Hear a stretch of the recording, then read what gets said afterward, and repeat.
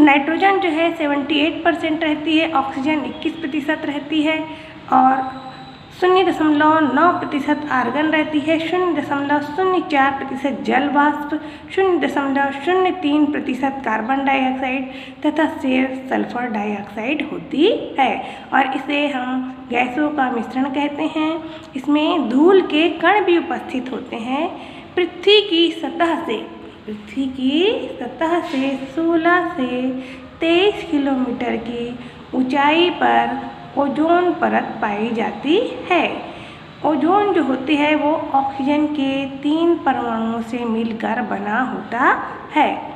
ये ओजोन परत जो है हमारे लिए बहुत फ़ायदेमंद होती है।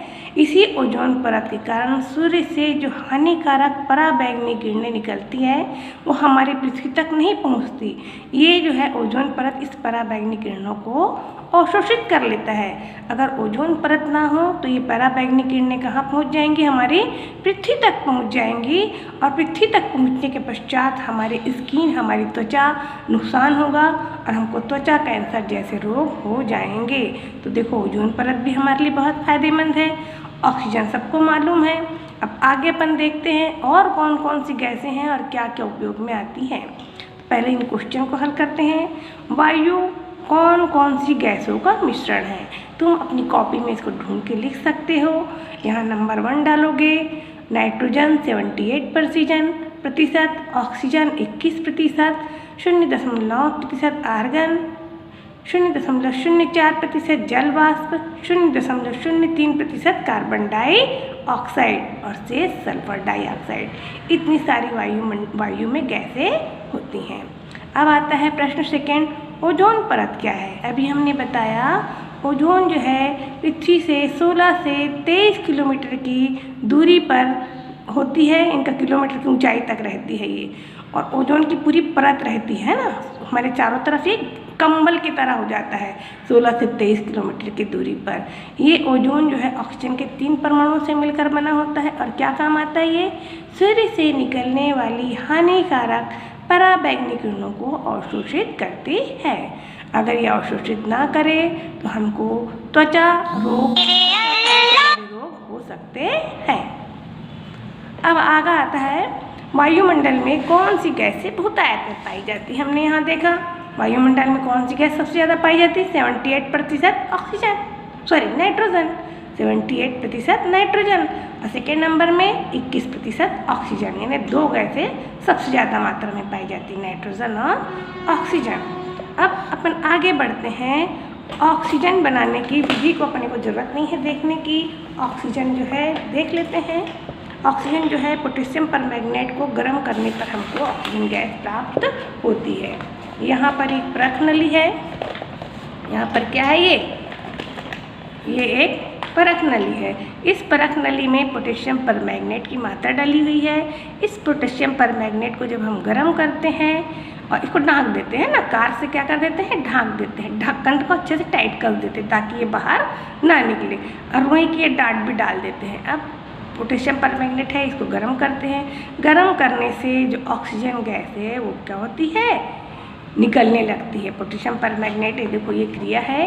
पोटेशियम परमैंगनेट को जब हम गर्म करते हैं KMnO4 को तो बन जाता है potassium magnet, manganese oxide, dioxide और ऑक्सीजन गैस।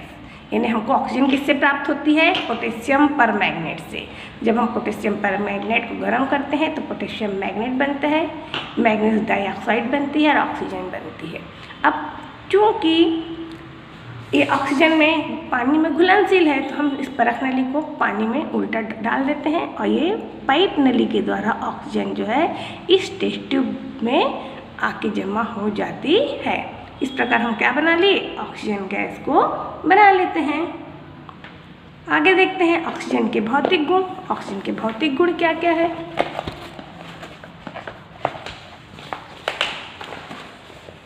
ऑक्सीजन के भौतिक गुण सामान्यतः सामान्य अवस्था में ये क्या होती है? वायु होती है।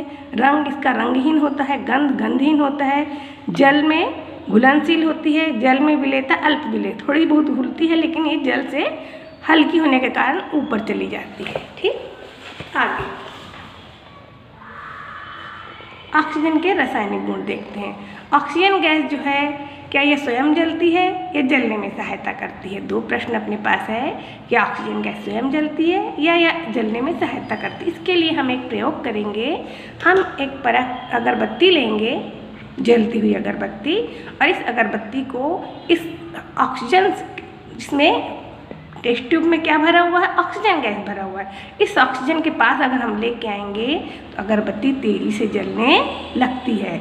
इसका मतलब ये हुआ कि ऑक्सीजन गैस जलने में सहायता करती है।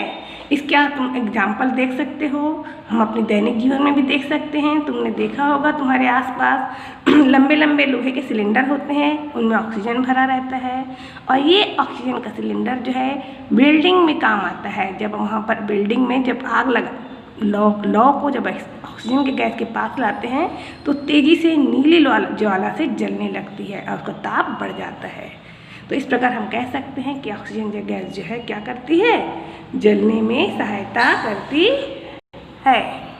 ऑक्सीजन के उपयोग। ऑक्सीजन का उपयोग पौधे व जीवधारी श्वसन में करते हैं। जितने भी मतलब जीव हैं, चाहे पेड़ पौधे रहे, चाहे मनुष्य रहे, चाहे जानवर रहे, सभी सांस लेने के लिए, श्वसन के लिए ऑक्सीजन का उपयोग करते हैं। अंतरिक्ष यात्री जब अंतरिक्ष में जाते हैं तो वो भी गैस सिलेंडर लेके जाते हैं ऑक्सीजन का।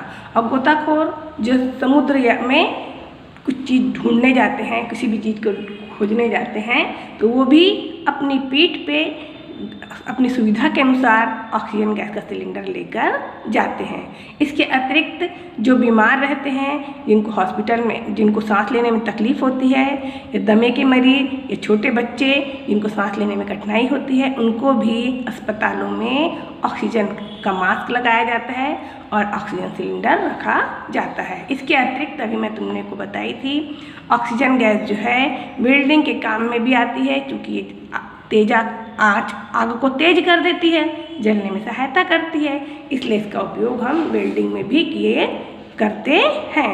इसके बाद आता है नाइट्रोजन। नाइट्रोजन का तो हमने देखा था, नाइट्रोजन जो है वायुमंडल में कितने प्रतिशत पाई जाती है? 78% पाई जाती है, सबसे ज़्यादा मात्रा में पाई जाती है ना नाइट्रोजन गैस जो है। अब इस नाइट्रोजन गैस का हम क्या देखते हैं? उपयोग देखते हैं, क्या क्या उपयोग में आता है नाइट्रोजन जो है। यह पौधे जीवधारियों की वृद्धि में सहायता करती। नाइट्रोजन गैस जो क्या है? पौधों की वृद्धि में सहायता करती है। इसके अतिरिक्त और क्या करती है भाई? नाइट्रोजन की विशाल मात्रा हाइड्रोजन के साथ क्रिया करके अमोनिया बनाती है। नाइट्रोजन और हाइड्रोजन मिलकर क्या बनाते हैं? अमोनिया बनाते हैं, और इसी अमोनिया के द्वारा उर्वरक खाद बनाए जाते हैं। उर्वरक और क्या? खाद बनाए जाते हैं। इसके अतिरिक्त निष्क्रिय प्रवृत्ति, यानी ज़्यादा क्रिया नहीं करती है किसी भी चीज़ से, ये निष्क्रिय प्रवृत्ति की होती है, इसलिए विद्युत लैंपों में भी नाइट्रोजन का भरते हैं। तो देखो क्या हो गया, एक ये पौधों की वृद्धि में सहायता करती है, दूसरा हाइड्रोजन से मिलकर ये अमोनिया बनाती है और अमोनिया से यूरिया और उर्वरक बनता है, और तीसरा ये निष्क्रिय प्रवृत्ति होती, ज़्यादा किसी भी गैस से या किसी भी चीज़ से क्रिया नहीं करती, इसलिए बल्ब वगैरह जो होता है ना बिजली का, लाइट का, तो विद्युत लैंपों या विद्युत बल्ब में भरा होता है कौन सा गैस? नाइट्रोजन गैस भर के उपयोग किया जाता है। इसके अतिरिक्त एक और भी उपयोग है, सभी बच्चे चिप्स खाते होंगे, कुरकुरे खाते होंगे, उस कुरकुरे को जब हम खरीदते हैं तो उसके साथ साथ हम 5 रुपये या 10 रुपये में हवा भी खरीदते हैं। आलू या कुरकुरे के साथ हम क्या खरीदते हैं? हवा भी खरीदते हैं। फूला फूला रहता है गुब्बारे जैसे, जैसे इसको फोड़ो फकले हवा निकल जाती है, तो ये हवा कौन सी रहती है? ये नाइट्रोजन गैस रहती है। हम अपने घरों में अगर चिप्स को बनाएंगे तो कुछ समय पश्चात क्या हो जाता है? वो नरम हो जाता है या उसका ताज़ापन समाप्त हो जाता है। लेकिन जो हम मार्केट से पैकेट वाला खरीदते हैं, वो जब भी खाओ बिल्कुल ताज़ा रहता है, कुरकुरा रहता है, एकदम ऐसा लगता है बिल्कुल अभी तल के निकला हुआ है। तो उसका कारण है इसमें नाइट्रोजन गैस भरी रहती है। कौन सी गैस भरी रहती है? Nitrogen gas. ये नाइट्रोजन गैस जो है भोजन को तरोताज़ा रखती है, और इसलिए भोज्य पदार्थों में आलू चिप्स, कुरकुरे या और भी जितने भी हैं, मूंग दाल वगैरह वगैरह, इन सभी में नाइट्रोजन गैस को भरा जाता है।